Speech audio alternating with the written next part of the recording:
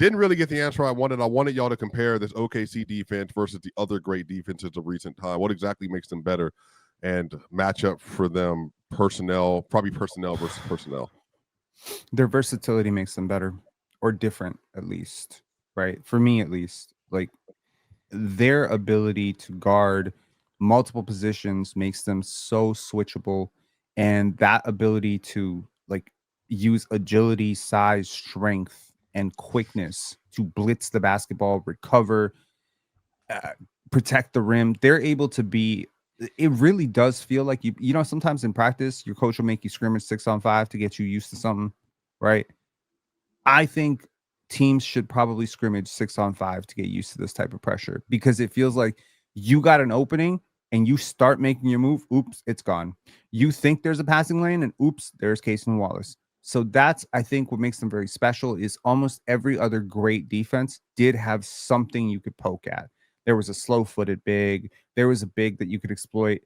Their ability to go deep into their rotation and sort of shape shift their defense is what, in my opinion, makes them special. And a lot of people say Shai is a weak defender, which is hilarious to me, because if he was on another team, people would call him a defensive stopper.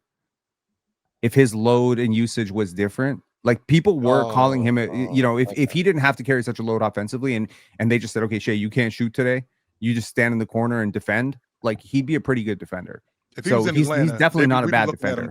If he was in Atlanta, we'd be looking at him differently as a defender. Which he'd be looking like his cousin. Probably worse than what we look at him now. No, we would not be. No, that's I do think we. I mean, if he never developed offensively, sure.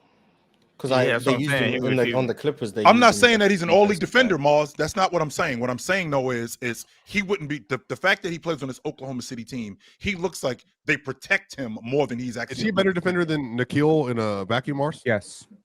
No, he's not a better defender than Nikhil.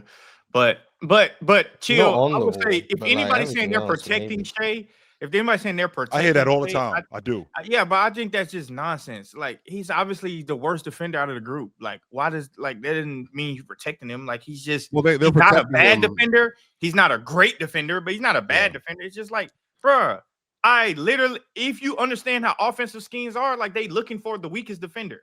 Like so, you got 4 other defenders that can guard. Why put him in action? Like why? Like doesn't mean you protecting him. It's just shit. Well, I think they're scheming to protect him. I think it's in their best interest to protect him. There's no point. What they'll do is, like, especially like I said, and when they play Denver, for instance, they keep him out of the pick and roll as much as possible. So what happens is the Nuggets will bring him up in a like a Spain, like either a Spain pick and roll Jordan or just in a double drag. But SGA will run the hump, so he'll run the hump back to the corner to get out of it. Now that's not because he's like. Well, he maybe can't defend it as well, but like it's not just because like they don't want him to defend it, but it just makes more sense to have your 32 points per game player that's carrying the offensive load to go be in the corner and not have to worry about actually getting between, Jokic and Murray or Şengün and Kevin Durant. Like let's just let him go be Jabari Smith Jr. and then you just can kind of take a breath a little bit. So I think it actually works out. We're not going to give you when we have all of this other stuff around us, we're not going to give you the primary responsibility, Damo, of being the primary defender. Even though I do think that you can defend at a high level, we got other guys who can do that. We got other guys who can do that. However, I am able to defend at a high level, but I think what gets masked is the fact that because he is and he's running with such a great unit defensively that he can't defend at that level. And I think that that's where the issue is. But when you think about, Jordan, to your point, when you think about the better defensive teams, I'm sorry to the super chat.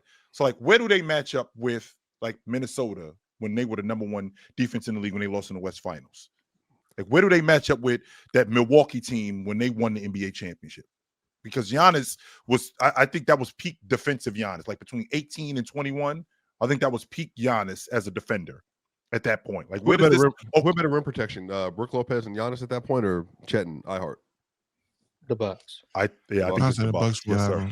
Mm-hmm. I definitely think it was the Bucks. Yeah, no doubt about that. OKC's biggest advantage on defense is speed. Like that's what it is. It's speed and length. The Bucks got great hands. They got great hands. Yeah, it's speed, length, and then obviously like the ability to turn you over. But the Bucks was more like typical in the sense of you're gonna have Brook in the deep drop. You're going to have Bledsoe or Drew chasing everything over the top. And they were elite, strong, physical. Middleton was capable in defense. Giannis is like this game-wrecking roamer.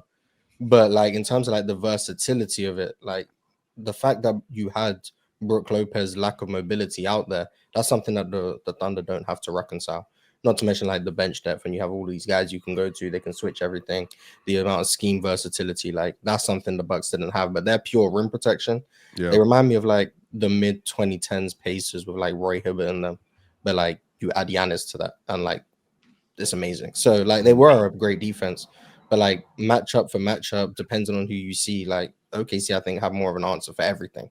Whereas the Bucks, if you play a matchup that favors a drop coverage screen and whatnot, you might struggle to break 100 against the Bucks. But like certain other matchups, you might actually cause the Bucks problems.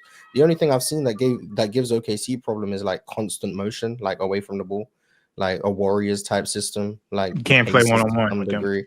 Yeah, like if you're constantly moving the ball and guys are moving away from the ball and cutting, and you're trying to move the help because they're gonna shrink the floor on drivers, all of that. But if you're trying to move the help, then I think you can have some success against OKC. But that's like to be fair, OKC is acceptable too, Mars, to size. Like if they don't want to mismatch versus bigs consistently. So I think with the off-ball pin downs and all that kind of stuff, like I said, like that's why I think Şengün had a really good game in game one versus them. You can still take advantage of them because bigs are still bigs. Now they can swarm you, but like typically they're going to try to leave you, covers and just kind of help off ball. But you can still find ways to win in those matchups. But I want to make sure we give more time for the Anthony Davis conversation. Jordan, did you have a last note? I just wanted to do one more super chat. No, I was just going to say, well, Oklahoma City, I don't know if they're a great rim protecting defense. I don't see them as that. It's just hard for you to get to the rim with them. You don't like Chet? It's hard for you to don't get like there. Chet at the rim? No, I didn't say I don't like them. I just don't see them as this great rim protecting defensive team. It's just so hard for you to get to the rim. Like they force you to take these badass shots.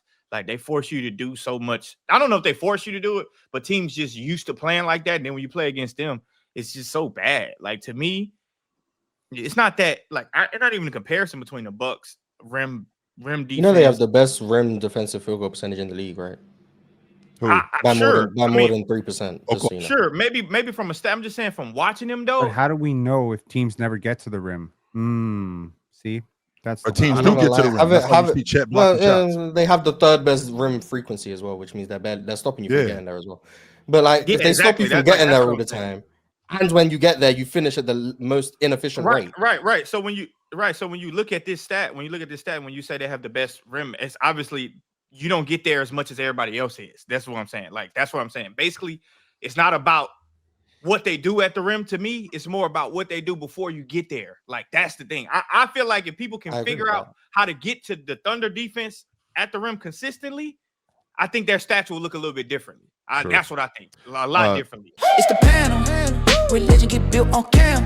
Where the check throw smoke and the hoes go ham. You ain't never seen hoops all hit the raw. Every take got weight, every night we drop. This that barbershop. Courtside, worldwide tone. Welcome to the only show that really feel like numbers jumping like the score.